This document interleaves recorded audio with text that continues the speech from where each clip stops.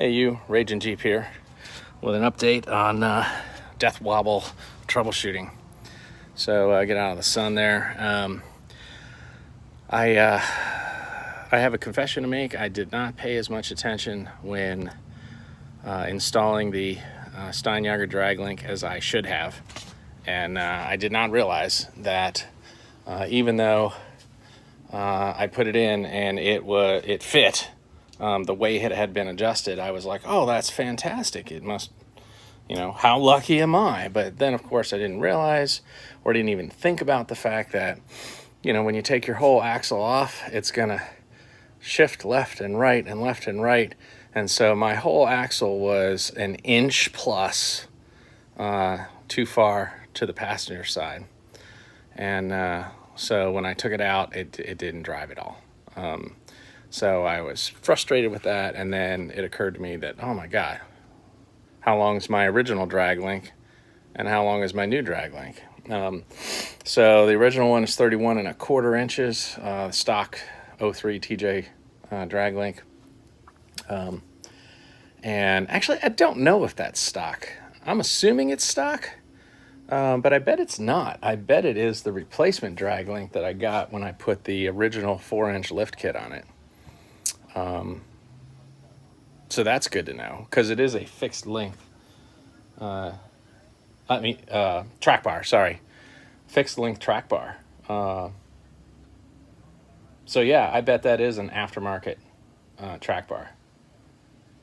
So there you go. Anyway, I digress.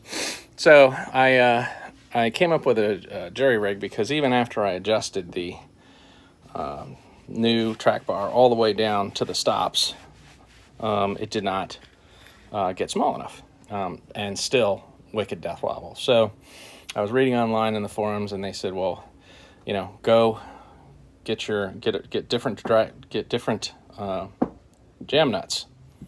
And so I had one, so I put it on the side that really matters.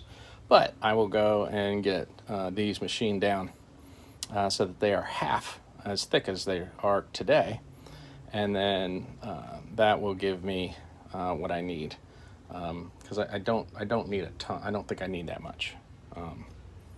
So there's that. So anyway, once the drag link was adjusted, I then set up to recheck everything else, because your alignment's going to be off, everything else is going to be off, because I've now moved the axle 1/4 of an inch towards the driver's side.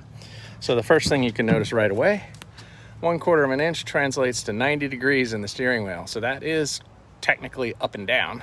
The wheels are pointing straight forward. So that's one thing that needs to be addressed. So I will need to adjust the drag link. And then I set up for my poor man's alignment. So there is no camber control in the Jeep TJ. So camber, again, being the side to side, in and out, right? So you can tilt your tire like this. You see those silly Fast and the Furious cars with their wheels all tilted out. That's camber. Can't adjust the camber on a stock TJ, but you can adjust the toe in. So the toe in is when, here, let me get and stand in front. The toe in or out, as the case may be, is how much this wheel points in or out. So right now, what I've done is I've put 2 3-foot aluminum tubes, square tubes. I clamp them to both rotors, which gets you really darn close to a nice square to work with. Then you clamp 2 tapes, one to one end, one to the other. It is important that they are on the ends, or at least that they are equidistant. This has to be a square, and that matters. If this is not a square, or frankly, it has to be technically, it has to be a parallelogram. It doesn't have to be a square. If your wheels are slightly bent, it's going to be a parallelogram. Technically, a square is a parallelogram. Again, I digress. In any event, it has to be a parallelogram. Then you look at the measurement here, and you see that it is 57 1/4. So the front is 57 1/4 inches apart. The back of the tires are 57 and 7/8. So that's 1/4 is 2/8, 7/8, that's 5/8. So they are towed in 5/8 of an inch. That is too much. You should tow your wheels on the TJ should be towed in between a 1/16 and an 1/8 of an inch. So I have to disassemble the drag link and the track on the tie rod and push the wheels out a little. So that's the only downside. You get a lot more stability with this new Steinjager steering system, but because it's got a bend in it to get around the mechanics in front, you can't just double adjust it, and that's honestly for the best. There's no real need to be double adjusting this thing like mad. So all that's going to come apart. The good news is it comes apart quickly and easily. It goes back together quickly and easily.